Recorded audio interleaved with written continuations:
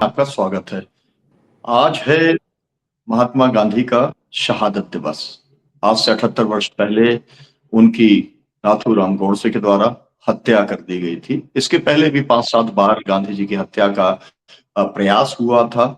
उस हत्या से क्या हासिल हुआ हिंदूवादी कट्टरपंथियों को, तमाम सारे उसके साथ में जुड़े हुए प्रश्न हैं, उसको लेकर के हम बातचीत करेंगे माननीय तुषार गांधी जी से, जो महात्मा गांधी जी के प्रपौत्र हैं और हम भारत के लोगों के राष्ट्रीय संयोजक हैं। देश विदेश के अंदर गांधी के विचारों को प्रचार प्रसार करने का काम कर रहे हैं।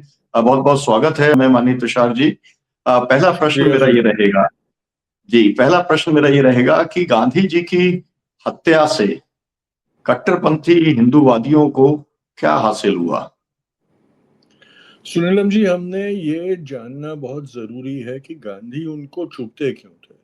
सबसे पहले ये जानना है कि गांधी उनको इतने चुभते क्यों थे, क्योंकि जो कट्टरपंथी हिंदूवादी और जो ब्राह्मणी वर्चस्व वाले हिंदूवादी थे, जो चाहते थे, उनको गांधी इसलिए चुभते थे क्योंकि गांधी के प्रयास से जिन लोगों को 5,000 साल तक इंसान का दर्जा तक नहीं दिया था, वैसे जो थे लोग जिनको हम ने अछूत माना था, इंसानियत का भी दर्जा नहीं था, उन लोगों को अपने अधिकारों का ज्ञान होने लगा और अधिकारों की मांग होती रही उनके लिए, और ये सबसे ज्यादा चुभता था। इसलिए सन 34 में जब ना आज़ादी की बात थी, ना विभाजन की बात थी, ना मुस्लिम तुष्टीकरण की बात थी, तब सबसे पहले भारत में उनके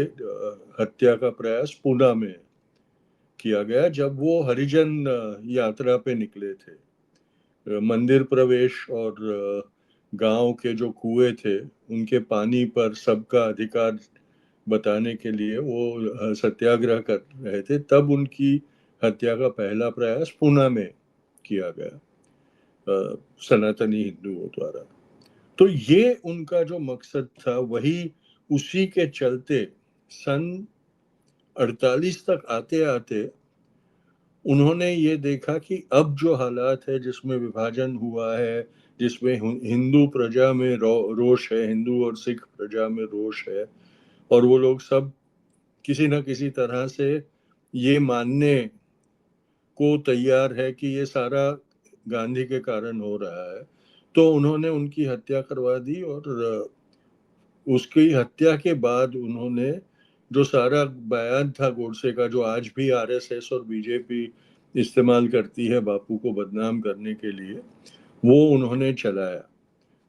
पर ये हमने जानना जरूरी है कि इसके पीछे उनकी जातिवादी मनुवादी जो विचारधारा थी, उसको जो बापू से खतरा पैदा हुआ था, वो कारण था मेनली। तो क्या वो हासिल हुआ उन्हें?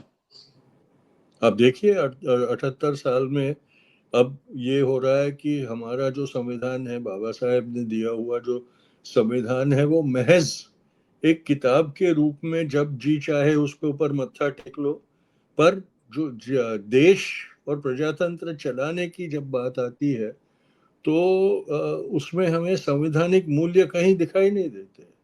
जिस तरह से विपरीत वाणी बोलने वाले, विरोध प्रकट करने वालों के साथ उनको जेल में डाल दिया जाता है, और न्याय प्रणाली भी जिस तरह से झुक गई है उनके सामने, तो ये पता चलता है कि उनको उनकी आशाओं से ज्यादा परिणाम मिला है इसका। और अब वो एक ही कदम पीछे है संविधान को बदल के मनुस्मृति वाला हिंदू राष्ट्र बनाने में।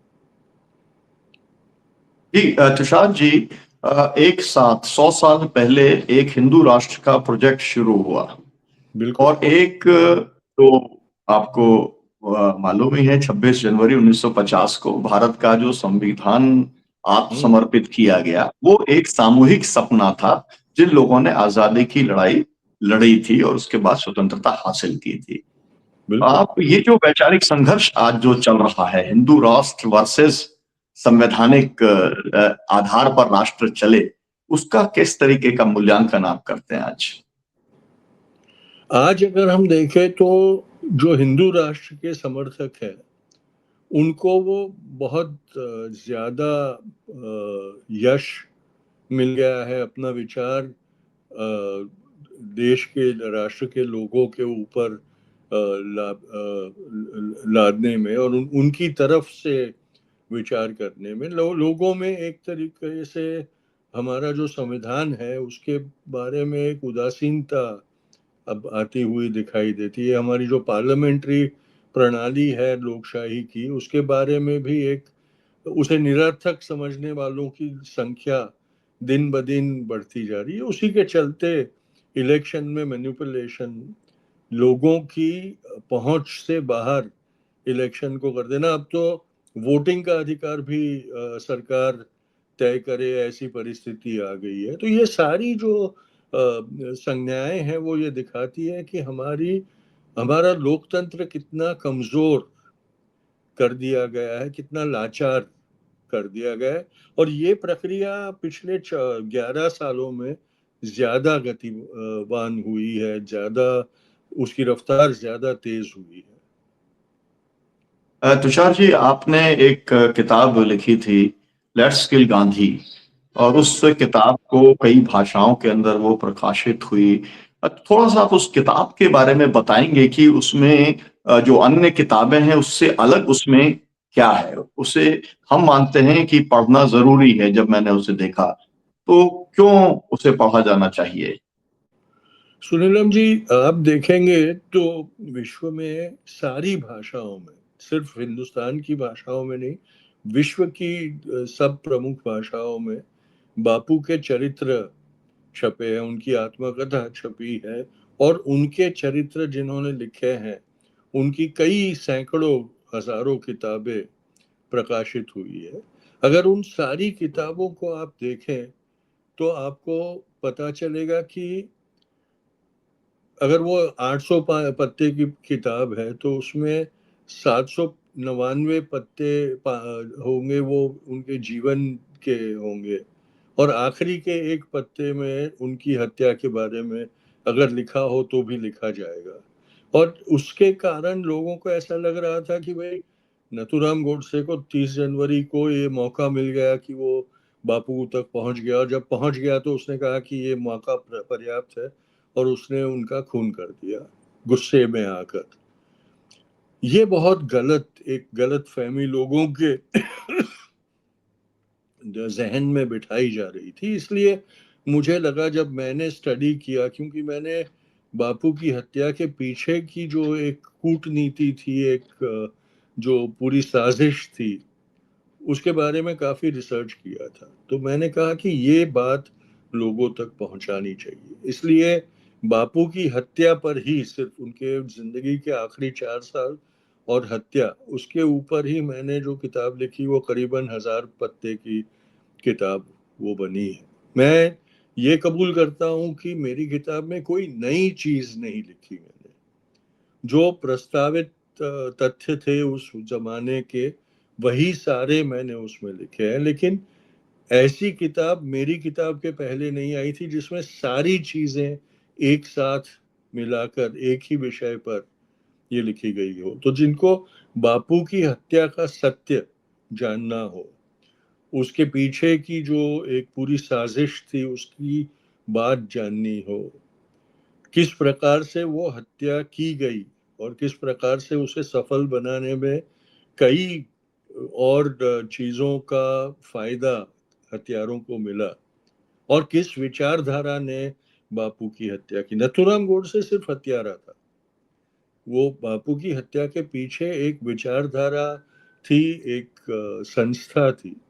ये सारी बातें भी जानना बहुत जरूरी है, और आज के वक्त में ये जानकारी होना ज्यादा जरूरी है, क्योंकि आज वही ताकतें हम पर हावी हो गई है।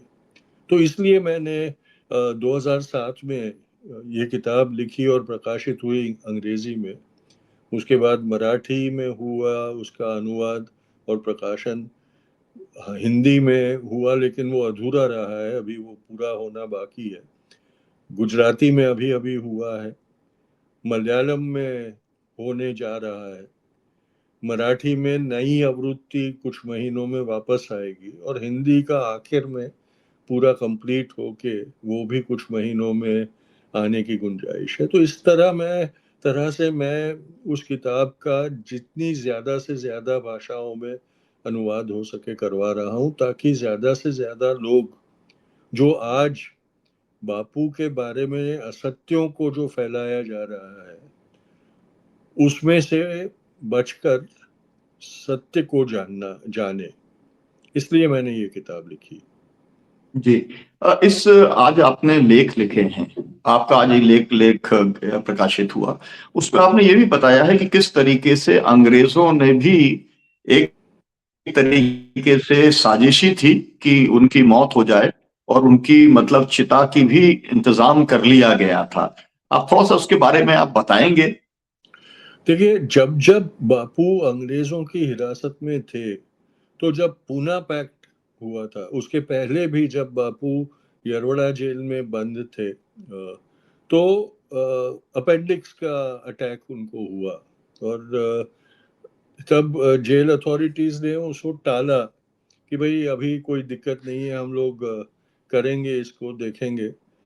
जब तक ये नौबत आ गई कि वो क्रिटिकल हो गया, और डॉक्टर ने कहा कि भाई कभी भी ये अपेंडिक्स अंदर फट सकता है, और अगर अंदर फट गया तो ये जिएगा नहीं। तो कॉलोनियल हुकूमत ने ये कहा कि उनके पास से एक शपथ पत्र लिखवा लो, जिसमें वो जेल के अफसर, जेल की अथॉरिटीज, और जो हमारी अंग्रेज सल्तनत है उसके ऊपर कोई दोष अर्पण ना करे। अगर उनकी मौत हो गई, अगर ऑपरेशन करते वक्त उनकी मौत हो गई, तो उसमें हमारी हमारे ऊपर कोई दोष ना आए, ऐसी एक कबूली उनसे लिखवा लो, उसके बाद उनके ऊपर ऑपरेशन करना। तो बापू ने कहा ठीक है, मुझे कोई दिक्कत नहीं है, मैं साइन करूंगा। उसके बाद उनको ससून हॉस्पिटल ले जाया गया और किया गया, पर साथ साथ उन्होंने उनके लिए लकड़े मंगवा के रखे कि अगर वो गुजर गया तो उनको हम जनता के हवाले नहीं करेंगे, और उनको फौरन जेल में लाकर उनकी अंतिम क्रिया यहीं हम कंप्लीट कर देंगे। उसके बाद जब आगा खान पैलेस में उनको गिरफ्तार किया गया था और रखा गया था, तो दो बार, एक बार जब उन्होंने 21 दिन का उपवास किया तब, और एक बार जब उनको मलेरिया और निमोनिया के अटैक हुए थे, डायरिया, मलेरिया और डायरिया के अटैक हुए थे।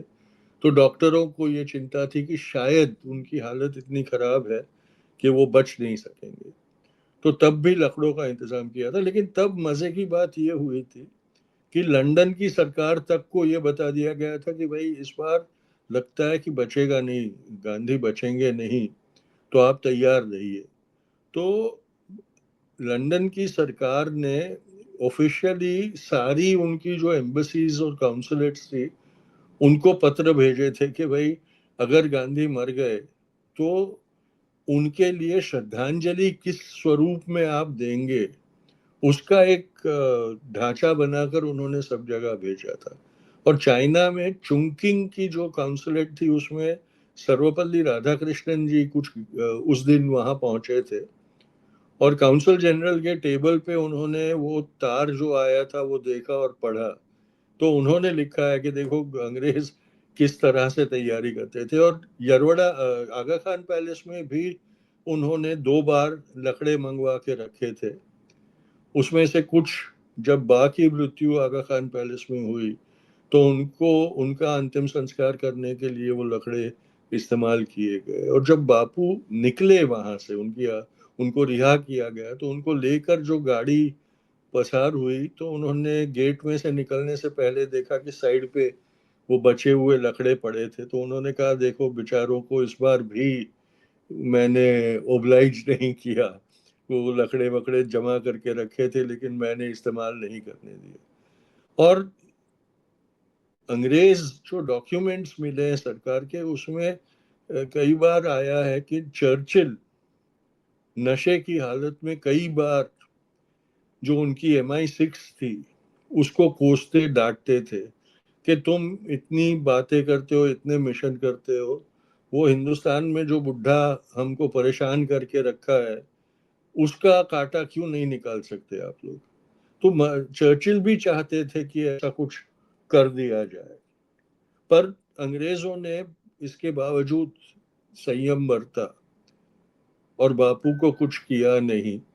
और हमारे हिंदुस्तानियों को, जिनको बापू खटकते थे, जो अंग्रेजों के वफादार हुआ करते थे और थे, उन्होंने आखिर में चर्चिल की जो वो शिकायत थी कि क्यों कोई इसका कांटा नहीं निकालता, वो पूरी करके दी। तो ये सारी बातें भी हमारे लोगों तुषार को जी, जाननी जी चाहिए, इसलिए मैंने जी, ये लिखा है। तुषार जी, ये चंपारण के अंदर भी जो बटुक मियां ने जिस तरह से बचाया था, उनको जहर देने की जो कोशिश थी, तो उसके पीछे भी अंग्रेज थे। तब वो अंग्रेज जो था वो इंडिविजुअली कर रहा था। वो नील की जो डाई बनाने वाली फैक्ट्री थी मोतिहारी की, उसका मैनेजर था, और उसकी फैक्ट्री बंद होने की नौबत आ गई थी। जब चंपारण सत्याग्रह सफल हुआ तो उसकी जो फैक्ट्री थी वो बंद होने की कगार पर आ गई और उसकी नौकरी खतरे में आ गई थी। तो उसी अरविंद ने बा की जो आश्रम बा ने बनाया था, उसे भी जलाया था 2 बार, ये आशा में कि डर के मारे बाप भाग जाएगी वहां से। हमने जब बिहार का अपना दौरा शुरू किया था तब उसी आश्रम में से हमने शुरुआत की थी। तो बा भी डरी नहीं थी, और फिर बापू को उसने जिद करके बुलाया कि नहीं, आप मुझसे मिलने आइए और मेरे वहां खाना खाइए। तो बापू ने आखिर में कहा, मैं मिलने आऊंगा, मेरा उपवास है, मैं खाना नहीं खाऊंगा उस दिन। तो उसने कहा कि ठीक है, आप फलाहार और दूध लीजिएगा मेरे वहां। तो बापू ने कहा ठीक है, ये करेंगे हम। तो बतक मियाँ अंसारी, जो उसके वहां खानसामा थे, उसको बुला के अरविंद ने कहा कि बापू को देने वाले दूध में जहर मिला दो, और तुम उनको देखकर ये सुनिश्चित करना कि वो पी ले। और उसको धमकी, जब उसने कहा कि नहीं नहीं, मैं ऐसा मुझसे मत करवाइए, तो उसने कहा कि देखो, नहीं करोगे तो तुम्हें जेल में डाल दूंगा और तुम्हारे परिवार को बर्बाद तबाह तबाह कर दूंगा मैं। पर बतख मियाँ का जमीर था, जहर मिलाया दूध में उसने। पर जब देने गया बापू को, तो उसने झुककर बापू के कान में फुसफुसाया कि इसको मत पीजिए। और फिर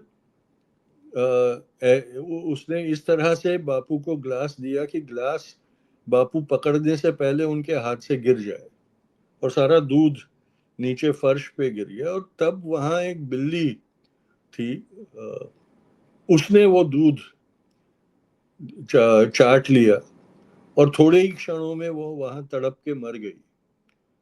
तब सबको पता चला कि दूध में जहर है। ये किस्सा बाबू राजेंद्र प्रसाद, जो बापू के साथ थे उस मीटिंग में, उन्होंने अपने संस्मरणों में लिखा था और उसमें प्रकाशित हुआ है बतक मियाँ का बात। और आजादी के बाद जब राष्ट्रपति बनने के बाद राजेंद्र प्रसाद जी बिहार गए थे, तो वहां बतक मियाँ को वो मिले थे, और उन्होंने ये वाकया एज राष्ट्रपति लोगों को बताया था। तो अंग्रेजों ने हिंदुस्तान में सिर्फ एक बार ये प्रयत्न किया था कि बापू को मारा जाए, और सनातनियों ने 5-5 बार मारने की कोशिश की थी।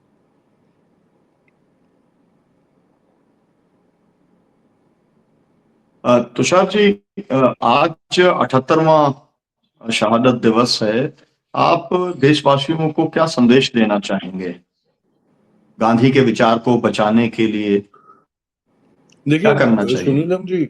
सुनीलम जी, मुझे कोई ऐसी वो नहीं है, चिंता नहीं है कि गांधी विचार मर जाएगा तो क्या होगा करके, क्योंकि मेरा उसमें कोई स्वार्थ नहीं है। मेरी अपील अगर है तो ये है कि जिस राष्ट्र की कल्पना जिस सिद्धांत पे हुई है, उस सिद्धांत से अगर आप का आदर करते हैं, तो वो सिद्धांत गांधी विचारों का है, एकता का है, समता का है, न्यायिक प्रणाली का है। और सारे तबकों को, गरीब से लेकर अमीर से अमीर तक एक ही किस्म से न्याय मिले, इस तरह की व्यवस्था, जिसको बापू ने कहा था कि जब ये ऐसा राष्ट्र बनेगा जहां गरीबी से सब आजाद हो जाएंगे, जहां अज्ञान के अंधकार में से ज्ञान की रोशनी में मेरा देश प्रवेश करेगा,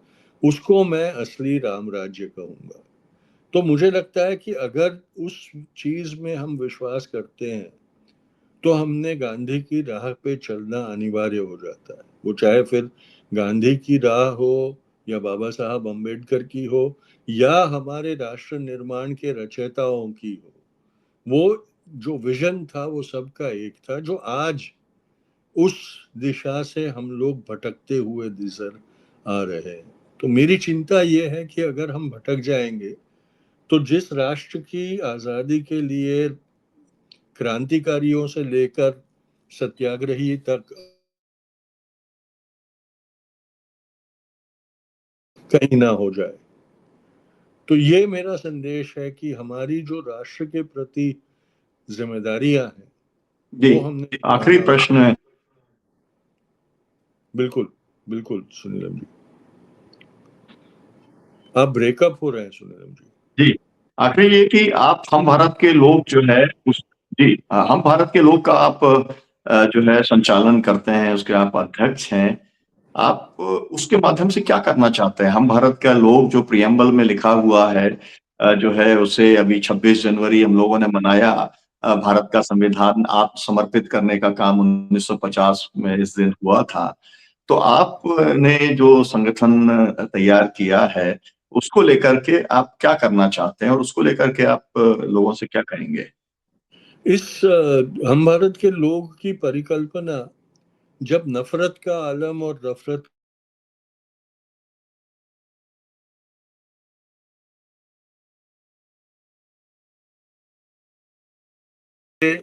ये हमने सोचा था कि भाई नफरत के खिलाफ हम मोहब्बत का और बंधुत्व का विचार लेकर, संदेश लेकर लोगों के बीच जाएंगे और संवैधानिक लोकतंत्र के लिए काम करेंगे। तो ये दो कल्पनाओं के साथ हमने हम भारत के लोग का गठन करना शुरू किया है और धीरे धीरे कार्यक्रमों द्वारा लोगों तक हमारा संदेश पहुंचाने का हम काम कर रहे हैं।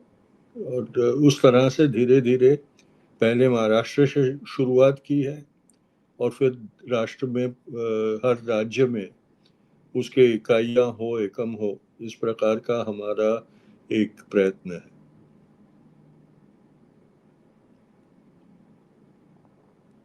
बहुत-बहुत शुक्रिया तुषार जी, समय देने के लिए, जुड़ने के लिए। आज शुक्रिया बहुत सुनील, महत्वपूर्ण दिन है।